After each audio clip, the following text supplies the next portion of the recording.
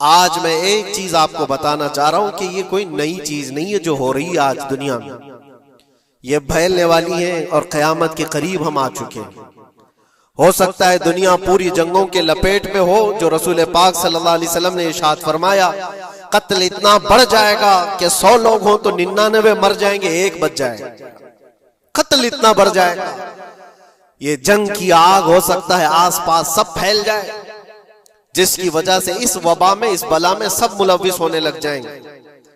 और एक बात ये भी याद रखो, चाहे जैसी भी हुकूमत हो, तारीख पूरी उठा करके देखना, जुल्म के बाद जो गुरूर और तकब्बुर में आकर फिरौन बनने की कोशिश करता है, उसका अंजाम अल्लाह ताला बहुत भयानक फरमाता है। ब्रदरान मिल्लत इस्लामी, अस्सलामु अलैकुम व रहमतुल्लाहि व बरकातुहू। अल्हम्दुलिल्लाह अल्हम्दुलिल्लाहिल हन्नानिल मन्नान अल्लज़ी खलक़ल इंसान व अल्लमहुल बयान वस्सलातु वस्सलामु अला रसूलिही सय्यिदिल इंसी वल जान व अला आलिही व अस्हाबिही ज़विल खैरि वल इहसान, अम्मा बअद। फ़अऊज़ु बिल्लाहि मिनश शैतानिर रजीम, बिस्मिल्लाहिर रहमानिर रहीम। वज़ुरिबत अलैहिमुज़्ज़िल्लतु वल मस्कनतु वबाऊ बिग़ज़बिन मिनल्लाह, ज़ालिका बिअन्नहुम कानू यकफुरून बिआयातिल्लाहि व यक़्तुलूनन नबिय्यीन बिग़ैरि हक़्क़, ज़ालिका बिमा असौ व कानू यअतदून। सदक़ल्लाहु मौलानल अज़ीम। बारगाह रिसालत मुआब सल्लल्लाहु अलैहि वसल्लम में दुरूद पाक का हदिया पेश कर लें। अल्लाहुम्मा सल्लि अला सय्यिदिना व मौलाना मुहम्मदिन मअदनिल जूदि वल करम व आलिहि व अस्हाबिहिल किराम व इब्निहिल करीम व बारिक व सल्लिम सलातन दाइमतन सरमदन अबदा। इकबाल ने कहा है, सतीजा कार रहा है अजल से ता इमरोज, शरारे बूलहबी से चरागे मुस्तफवी। मतलब ये है कि शुरू के दिनों से ही इस कायनात में, इस दुनिया में एक मारका चलता आ रहा है। मारका मतलब जंग, मुकाबला। वो किस चीज का है? इकबाल कहता है, सतीजा कार रहा है अजल से ता इमरोज, शुरू से लेके आज तक एक मुकाबला चलता आ रहा है। वो मुकाबला किसका है? शरारे बूलहबी से चरागे मुस्तफवी का। मुस्तफ़ा करीम सल्लल्लाहु अलैहि वसल्लम की चिराग की रोशनी का मुकाबला अबू लहब की शरारतों के साथ। तो एक तो ये कि इस्तिआरा है, इससे पहले भी फिरौन और मूसा का, नमरूद और इब्राहीम का अलैहिस्सलाम, ये मुकाबला इस रुए अर्दी पर चलता रहा और हक और बातिल के मारके होते रहे और होते भी रहेंगे। फी जमाना हम जो हालात देख रहे हैं पूरी दुनिया में, आज जंगों के हालात जो पेश किए जा रहे हैं, लोग तो अब ये खबरें ऐसे सुन रहे हैं, किसी के यहाँ बम गिरने की, मिसाइल गिरने की, तो ऐसा लग रहा है जैसे बच्चे पटाखे फोड़ रहे हैं। लोग यहाँ खबरें लेकर के मजे ले लेते हैं, फिर फॉरवर्ड कर देते हैं। मौत इतनी आसान हो गई है कि अल्लाह के नबी सल्लल्लाहु अलैहि वसल्लम ने 1400 साल पहले ये इरशाद फरमाया था कि एक जमाना आएगा कि हरज बढ़ जाएगा। तो सहाबा ने पूछा था, ये हरज क्या है? तो हुजूर अकरम सल्लल्लाहु अलैहि वसल्लम ने इरशाद फरमाया था कि कत्ल बहुत ज्यादा होगा। एक दूसरे का कत्ल इतना ज्यादा होने लगेगा कि लोग उसकी परवाह भी नहीं करते। आज मुझे आज बताओ, दुनिया पूरी बहुत सारे इश्यूज पर बैठकें कर रही है, ग्लोबल वार्मिंग पे है, दुनिया में इन्वायरमेंट की चेंजिंग पर, मौसम का तापमान बढ़ रहा है, इस पर मीटिंगें हो रही हैं, बड़ी बड़ी तंजीमें बैठती हैं। ये ढकोसला है ये दुनिया का, ये मगरिबी दुनिया, वेस्टर्न कंट्रीज का दिखावा है। ये एनिमल लवर्स को भी बाहर लेकर के आते हैं, उनको बहुत ज्यादा कवरेज दिया जाता है। ये कुत्ते से प्यार करने वाला है, ये मुर्गी से प्यार करने वाला है। जालिमों, 40,000 नहीं 50,000 लोगों को फिलिस्तीन में तुमने ना हक मार दिया, उस पर कोई बैठक नहीं करते। मौत इतनी आसान है इंसानों की। जंग जिससे है, मुकाबला जिससे है, तुम्हारा आपस में बराबर की ताकत का मुकाबला हो तो समझ में आए कि एक दूसरे की फौजों से मुकाबला है, इधर की फौज भी मर रही, उधर की फौज भी मर रही है, लेकिन निहत्ते बच्चों का क्या कसूर। बल्कि वो गोद में आए हुए अभी जिन्होंने शऊर की आंखें भी नहीं खोली, दूध पीते बच्चों के जो कत्ल हुए हैं। तारीख में आपने पढ़ा होगा फिरौन ने 12,000 बच्चों का कत्ल किया था, सिर्फ इस गुमान से कि उसने ख्वाब देखा था बनी इसराइल में एक बच्चा पैदा होगा जो उसकी सल्तनत को हिलाक कर देगा। ख्वाब की वजह से काहिनों ने उसको बताया था, उसने ख्वाब ये देखा था कि आसमान से एक तारा टूटकर उसकी गोद में गिरा और आग लग गई। तो नजूमियों ने उसकी ताबीर ये बताई थी कि बनी इसराइल में एक बच्चा पैदा होगा जो तेरी सल्तनत को हिलाक कर देगा। उस डर से बनी इसराइल में जो भी बच्चा पैदा होता उसको कत्ल करता था। उसने तकरीबन 12,000 बच्चों को कत्ल कर दिया था, इस डर से कि वो बच्चा तो ना पैदा हो जाए जो मेरी सल्तनत को हिलाक करने वाला है। और वो मूसा अलैहिस्सलाम थे, पैदा भी हुए और फिरौन के घर में ही पले। अल्लाह का निजाम है। लेकिन मैं यहां इसलिए बता रहा हूं, फिरौन जुल्म में पूरी दुनिया में मशहूर है। वह औरतों को भी जालिम इस तरह से मारा है कि जिसकी तारीख में मिसाल नहीं मिलती। लेकिन मैंने अपनी जिंदगी में देखा, आज के जमाने में इजराइल नाम से एक नाजायज हुकूमत पर काबिज शख्स ने 12,000 नहीं 50,000 लोगों को साल भर में कत्ल कर दिया। ये तारीख का भयानक चेहरा है। आज लोग इसको हल्के में ले रहे होंगे, न्यूज वाले एक तरफा रिपोर्ट करते हैं क्योंकि इनको इनके बाप दादाओं से डर है, जहां की खाते हैं वहां की गाते हैं। लेकिन बाद को ये सच्चाइयां जनरेशन में मुंतकिल होती रहेंगी। कभी तो आएगा कोई इंसाफ की नजर रखने वाला। और इंसानियत का कत्ल कितना बड़ा कत्ल है। एक शहर के 50,000 लोगों को कत्ल कर देना, और ऐसे कि वहां की इमारतें पूरे राख के मलबे में चली गई। सदियां लग जाती एक शहर को बसने में, एक घर को बनाने में आदमी की अपनी जिंदगी गुजर जाती है। क्या क्या अरमानों से घर बनाते हैं, लेकिन एक पल में किसी का घर उजाड़ दिया, उसके सामने तड़पते हुए उसके बाप की लाश हो, मां की लाश हो। वो तस्वीरें क्या आपने नहीं देखी कि एक बाप छोटी सी बेटी को लेकर के दौड़ रहा है, तो उसका बेटा अलग पैर और हाथ जले हुए बम से तड़प रहा है। वो किसके दर्द को देखे। यहां तक कि मैंने देखा कि बेटी को बाप ये नसीहत कर रहा है, थोड़ा और सब्र कर ले बेटा, शहादत मिलने वाली है। कौन करता है मौत से पहले अपने बच्चे को इतनी तलकीन कर दे। हालात ऐसे। दूसरे एक कि वहां पर खाने पीने की एड कोई जा नहीं सकती, उस पर पाबंदी। दवाइयां ना जाए, उस पर पाबंदी। दुनिया का कोई कानून इस चीज को जायज ठहराता है? मुझे बताओ, आतंकवाद का राग अलापने वाले इन बातों को क्या कहेंगे? इंसानियत अगर कहीं है तो उसका तस्वुर तो करो।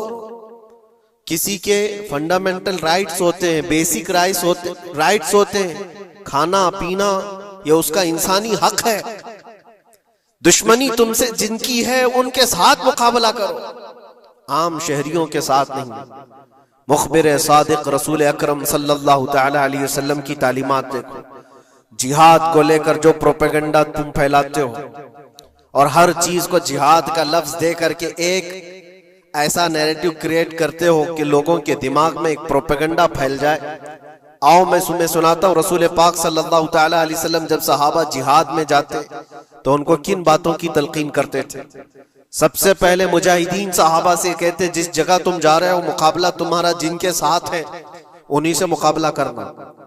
जो तुम्हारे खिलाफ तलवार उठाए उसके खिलाफ तुम तलवार उठाओ। और रास्तों पर बैठे हुए बूढ़ों को हाथ ना लगाना, किसी औरत के साथ छेड़छाड़ ना हो। हामला औरतें अगर कैद में आ जाएं तो उन्हें छोड़ देना। ये हुजूर पाक सल्लल्लाहु अलैहि वसल्लम की तालीमात है। हत्ता के रसूल करीम सल्लल्लाहु अलैहि वसल्लम ने फरमाया, जिस शहर में तुम्हारा गलबा हो जाए, तुम गालिब आ गए वहां की फौज पर, तो वहां के रहने वालों के बच्चों को ना जुल्म करना, उनको ना पकड़ना। फिर तालीमात में ये है, वो चाहे जिस मजहब के भी लोग हैं, उनके माबदों को, उनकी इबादत गाहों को खत्म नहीं करना, उनकी इबादत गाहों को तोड़ फोड़ ना करना जिस शहर में तुम जा रहे हो।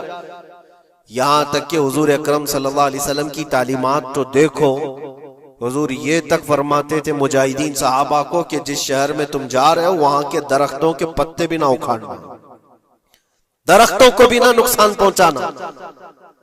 जंगी तालीमात को आज कोई नजर में नहीं रखता है। दुनिया कहती है कि जंग के दौरान भी कुछ उसूल होते हैं, लेकिन कोई उसूल नहीं। हमने देखा है जिसकी ताकत है उसका बोलबाला है। ये दुनिया उनके खिलाफ कभी कोई बात नहीं करती। आज से तकरीबन 20 साल पहले भी इराक की क्या हालत थी आपने देखा होगा। एक झूठे प्रोपेगेंडे की वजह से पूरे इराक को तबाह किया गया। आज तक वो संभल नहीं पाया। न्यूक्लियर पावर इराक के अंदर मौजूद है, उसके रिएक्टर वहां पर मौजूद है। क्या क्या चीजें उस जमाने में फैलाई गई। सोशल मीडिया तो नहीं था उतना। दुनिया ने ये मान लिया कि हाँ दादा कह रहा है तो होगा, और हमला किया इसी बुनियाद पर। 20 साल हो गए, आज तक इराक में कोई न्यूक्लियर पावर प्लांट नहीं नजर आया, कहीं नहीं। एक झूठे प्रोपेगेंडे की वजह से वहां के कितने लाख लोगों को बेघर होना पड़ा है पता है। कुछ जगह ऐसी हैं जहां बम बरसाए गए, आज तक वहां कोई सब्जा नहीं उगता, कोई वहां पर फसल नहीं होती। मैंने खुद अपनी आंखों से देखा एक नया मैदान जिसपे लोग फुटबॉल खेलते थे, चंद सालों के बाद देखो तो पूरा मैदान कब्रों से भरा हुआ है। कब्रें हैं वहां पर, पूरी कब्रें हैं।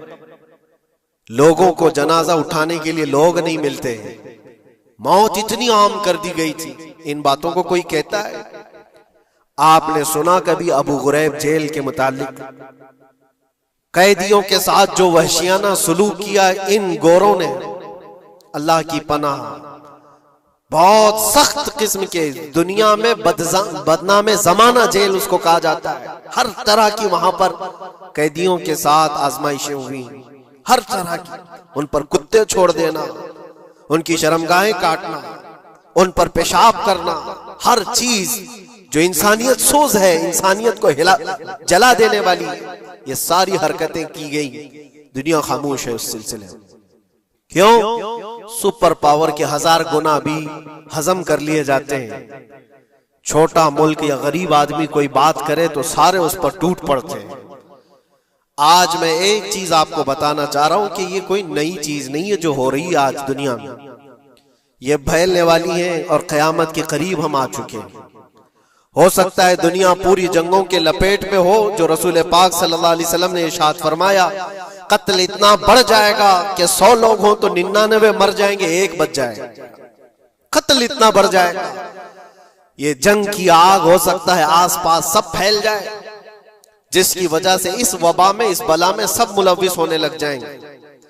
और एक बात ये भी याद रखो, चाहे जैसी भी हुकूमत हो, तारीख पूरी उठा करके देखना, जुल्म के बाद जो गुरूर और तकब्बुर में आकर फिरौन बनने की कोशिश करता है, उसका अंजाम अल्लाह ताला बहुत भयानक फरमाता है।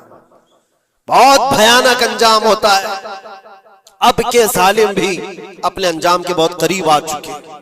इन्होंने जुल्म इतना किया है, वो बच्चों की आहें, वो औरतों की चीखें क्या बारगाह रब्बुल इज्जत में ना पहुंची होंगी? रब तबारक व तआला खुद फरमाता है, सयअलमुल लज़ीना ज़लमू अय्य मुनक़लबिन यनक़लिबून। अनक़रीब जालिम ये देख लेंगे कि किस पलटी में अल्लाह ताला उन्हें गिराने वाला है। जो जाल वो अपने दुश्मनों के लिए बुनते हैं, अल्लाह ताला उसी जाल में उनको फंसाता है। आज देखना आप, तारीख की सच्चाइयां आपको इस बात का जवाब देंगी। जालिम ये समझता है कि मैं खुदा के बराबर हो चुका, मुझे कोई भी हिलाक नहीं कर सकता। अल्लाह ताला फरमाता है इन्नमा तकुनु युद्रिकुमुल मौत वलौ कुंतुम फी बुरूजिम मुशय्यदा, तुम मजबूत किले में क्यों ना बैठे हो, मौत तुम्हारे पास आकर पकड़ लेगी। और रब तबारक व तआला के लिए कोई चीज नामुमकिन है।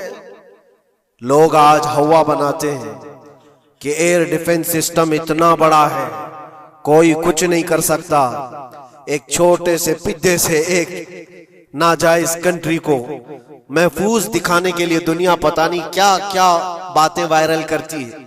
इजराइल के पास आयरन डोम है, एयर डिफेंस सिस्टम इतने बड़े हैं, कोई नहीं आ सकता। वो खुदा है? कोई खुदा है?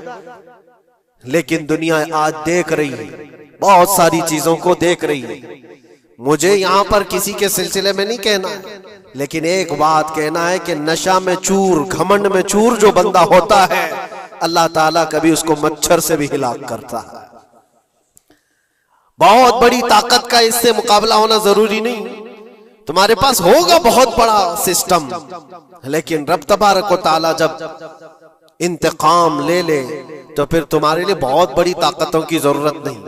आप हमें तारीख बताओ, इराक में नमरूद एक जमाने में इस तरह की हरकत किया था कि उसने बहुत बड़ी इमारत बनाई थी, और उसके मुताबिक बात ये थी कि वो 1000 लोगों से तन्हा लड़ सकता था, इतनी उसकी ताकत थी। शेर से खुद मुकाबला करता था, कभी डरता नहीं था। नमरूद की ताकत मशहूर थी उस जमाने में, और सारे लोग उसकी ताकत का लोहा मानते थे, हत्ता कि वो कभी अपनी जिंदगी में बीमार नहीं हुआ था। आदमी जब बीमार नहीं होता तो उसका गुरूर बढ़ जाता है, सोचता है मुझे कुछ हो नहीं सकता।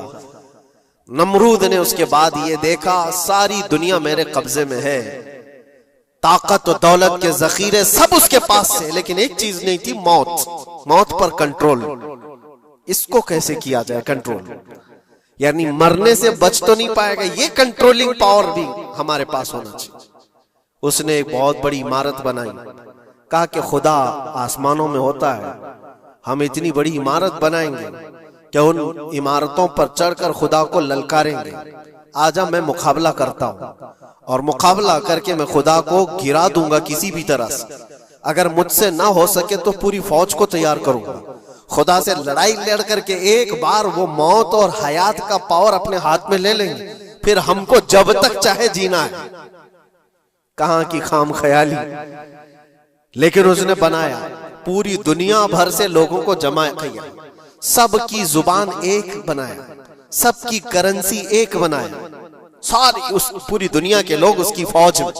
सबको ये बावर कराना शुरू किया कि हमारी लड़ाई है दुनिया से नहीं, हमारी लड़ाई क्रिएटर से, खालिक से। हम उससे पावर छीन लेंगे एक बार, और फिर अपने हाथ में मौत और हयात का कंट्रोल रखेंगे। जिसको जितनी लंबी उम्र चाहिए मैं दूंगा, जिसको जब तक जीना है मैं दूंगा। अजल तक, अजल से लेकर अबद तक ये सारे ख्यालात उसके थे, और उसने जमा किया, इमारत भी बनाया, फौज भी तैयार किया। क्या रब तबारक व तआला ये नहीं देख रहा था? उसकी तैयारी, उसका जमा करना, उसकी इमारत बनाना, बहुत दिनों तक ये सब काम चलता रहा। रब तबारक व तआला किसी से गाफिल नहीं, दिलों में गुजरने वाले हालात से भी बेखबर नहीं, लेकिन बंदे को रब तबारक व तआला ढील देता है। कुरान में रब ताला फरमाता है, वला यहसबन्नल्लज़ीना कफरू अन्नमा नुमली लहुम खैरुल लिअन्फुसिहिम इन्नमा नुमली लहुम लियज़दादू इस्मा।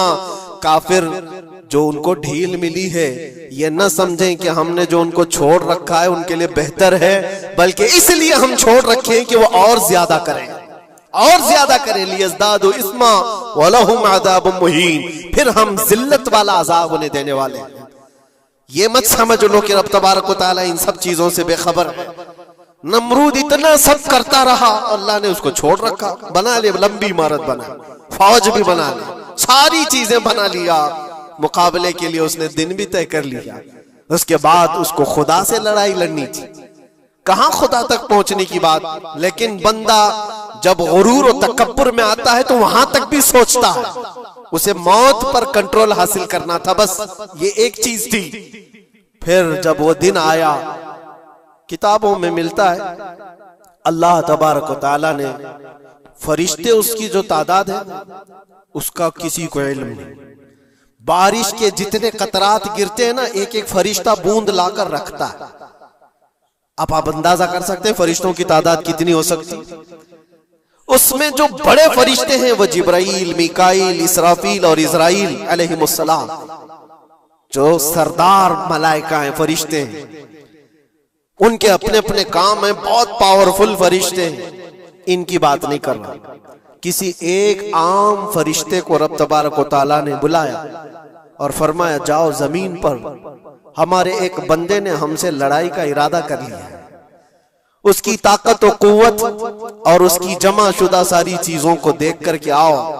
वो फरिश्ता जमीन पर आया, जिस जगह पर उसने ये सब जमा किया था, फरिश्ता उतरकर सिर्फ अपने पैर हिलाया था, पूरी इमारत भस्म हो गई। कुछ नहीं किया था, उसकी बनाई हुई इमारत भस्म हो गई। जितनी फौज जमा किया था सब कीड़े मकोड़ों की तरह मर गए और सबकी जुबानें मुख्तलिफ हो गई, कोई एक दूसरे को पहचान नहीं पा रहा। ये मिनटों की भी बात नहीं थी, सेकंडों की बात थी। फरिश्ता वापस चला गया, नमरूद का जवाल हो गया, खत्म हो गया। ये तारीख की एक बात है और ये रिवायत हम अपनी किताबों में नहीं रखते, ये रिवायत यहूदियों की किताबों से ही है। यहूदी इस बात को यकीन करते हैं और इसी वजह से इस बात पर वो दोबारा अमल करने के लिए फिर कोशिश में है। न्यू वर्ल्ड ऑर्डर जो कहा जाता है, पूरी दुनिया को इकट्ठा करना, एक करेंसी बनाना, एक लैंग्वेज पर लाना और सबको मिलाकर के एक ताकत हासिल करना, स्पेस पर जाना और फिर वही चीजें दोहरानी जा रही है दुनिया। वही चीज एक दोबारा बार ट्राई करना है, जिसके लिए आपको पता है ये छोटी सी कौम पूरी दुनिया पर कंट्रोल हासिल करने के कैसे कैसे ख्वाब देखती। अगर आप जाएं, इस्लाम दुश्मनी तो इनकी पुरानी है, लेकिन ये जो 50,000 लोगों का कत्ल है, ये सिर्फ और सिर्फ उनके अपने एक छोटे मकसद के लिए।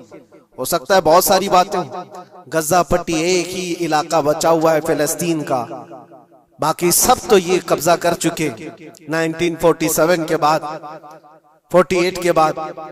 छोटा सा हिस्सा जो बाकी गजा पट्टी जिसकी 20 लाख की आबादी, उस इलाके पर इतनी ज्यादा क्यों क्रूरता है, क्यों?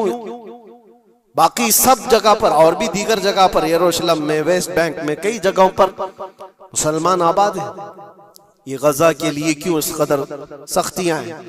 दुनिया को बताने के लिए तो ये एक आतंकवाद जमात है हमास, जिसका मुकाबला करने के लिए हम ये हमले कर रहे हैं, लेकिन आज तक ये दुनिया को बता नहीं सके कितने हमासियों को कत्ल किया, कितने हमास के लोग पकड़े गए, कितनों को मारा गया।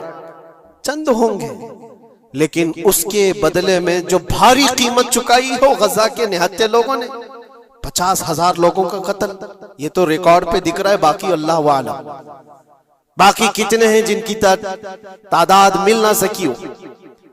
बाज दानिश्वरों ने यह भी बताया उसको सिर्फ और सिर्फ एक कैनल बनाना है जो दुनिया की ट्रेडिंग पर कब्जा हासिल करने के लिए।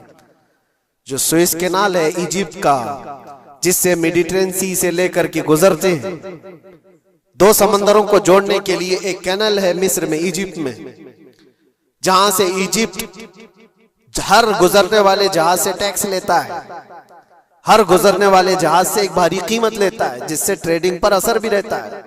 और जब वो चाहे बंद करे, 2 मरतबा उसने बंद भी किया था तारीख में 1950 के बाद।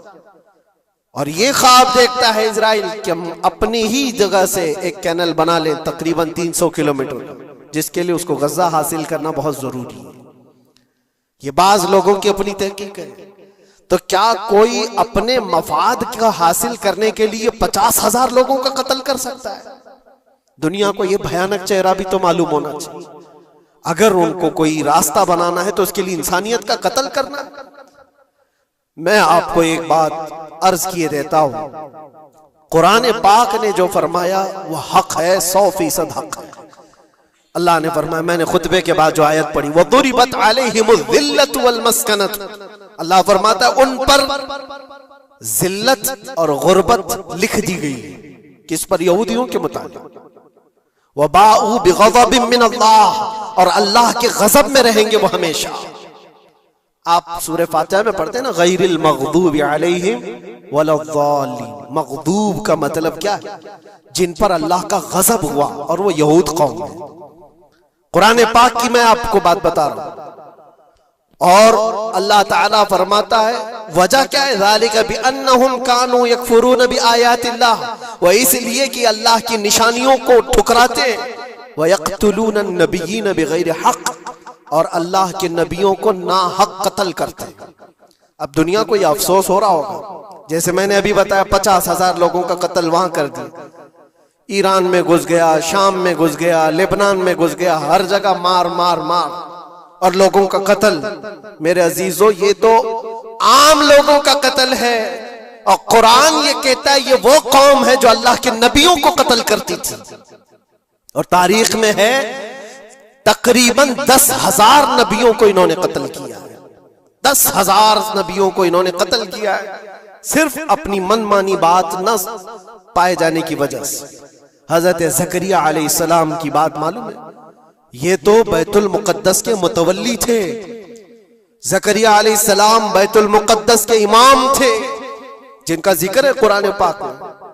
हजरत ज़करिया अलैहिस्सलाम के पीछे यही कौम जो उनकी उम्मत में थी, यहूदियों के लिए भी वो मुक़द्दस नबी थे, लेकिन इन जालिमों ने हजरत ज़करिया अलैहिस्सलाम को दुश्मनी में रख करके ऐसा कत्ल किया था। अल्लाहु अकबर।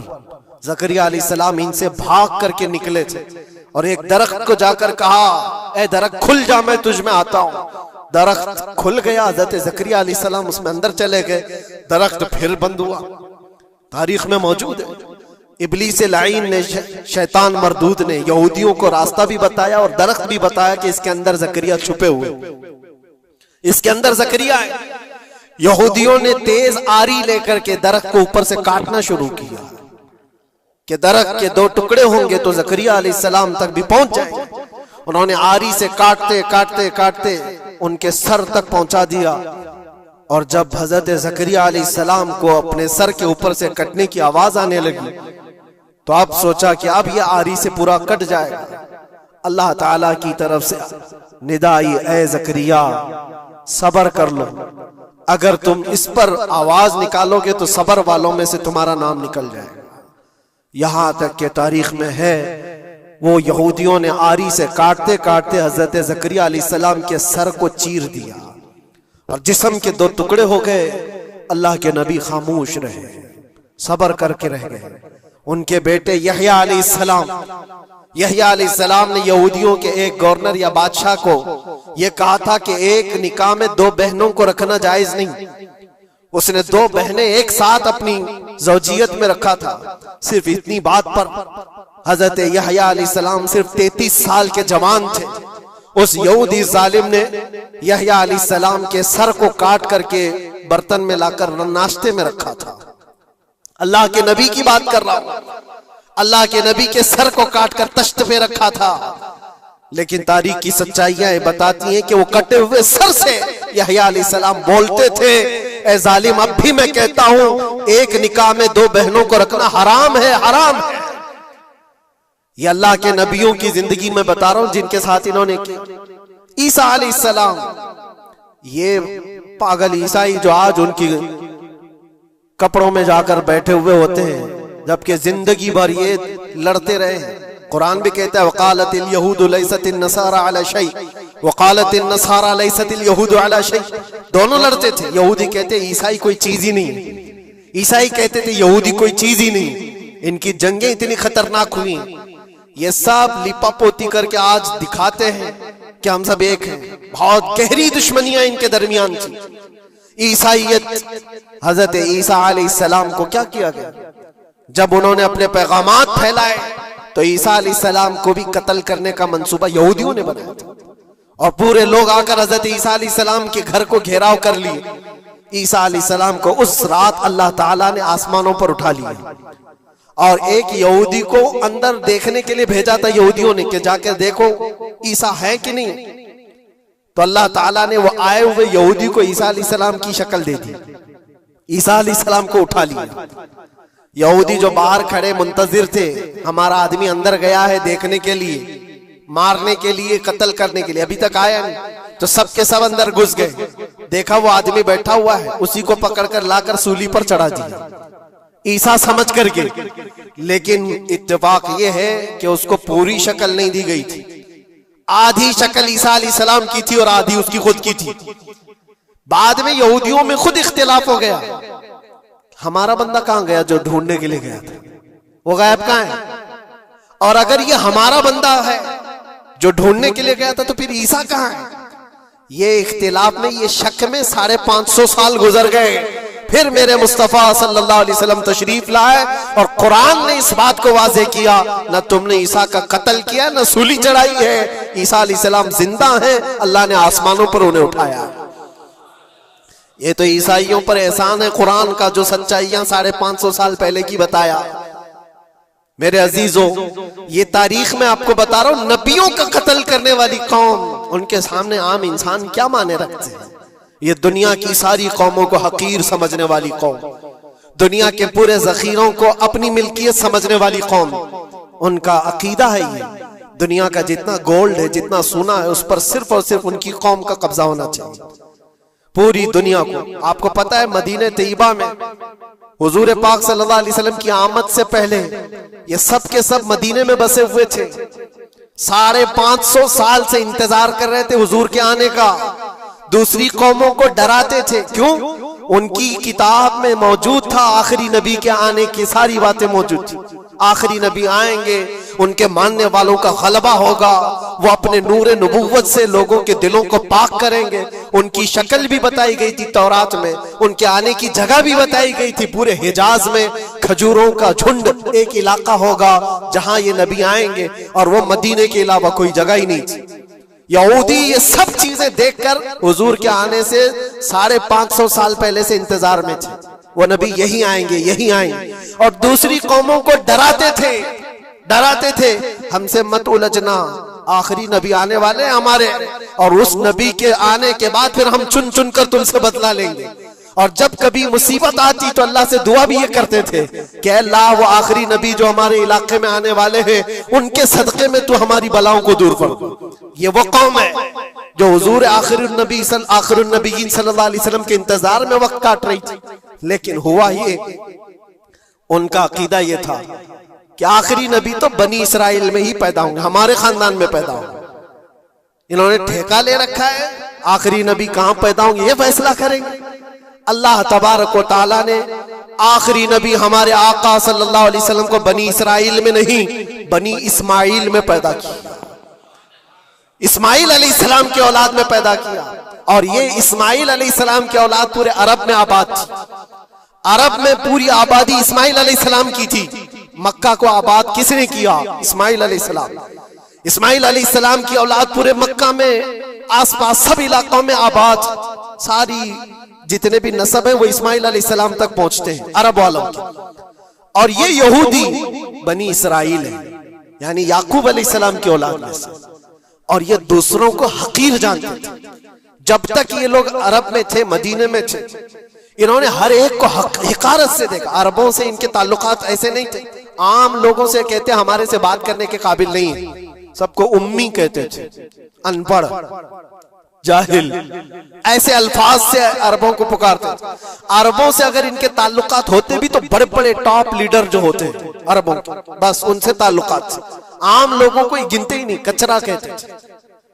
बनी इस्माइल को जब ये कचरा कहते थे, और बनी इस्माइल में जब आखिरी नबी पैदा हो गए तब क्या कहने लगे पता है?